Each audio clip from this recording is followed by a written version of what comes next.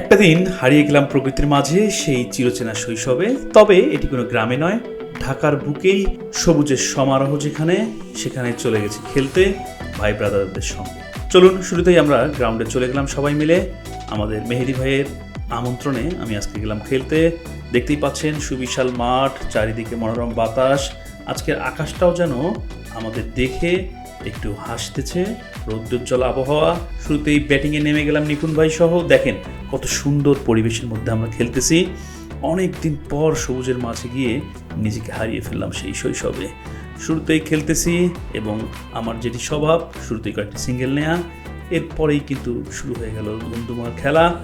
যদিও ম্যাচের ফলাফল মুখ্য নয়, তারপরেও আমরা প্রাণপণে লড়ে গেছিলাম। খেলা চলছে সমান তালে। দেখেন পাখির চোখেও আপনি চাইলে দেখতে পারবেন আমাদের এই খেলা। এক একজন আসছে, পিটাচ্ছে, বল যাচ্ছে মাঠের বাইরে, এবং সে কি উত্তেজনা! এই বয়সেও আমরা কিন্তু আজকে এসেছি মজা করতে। আজকের ম্যাচে কিন্তু আমি মোটামুটি পুরো সময়টাই মাঠে ছিলাম এবং পুরো 12 ওভার খেলেছি। আমরা তাদেরকে টার্গেট দিয়েছিলাম অলমোস্ট 126 রান। তো কেমন লাগলো আমাদের এই খেলা?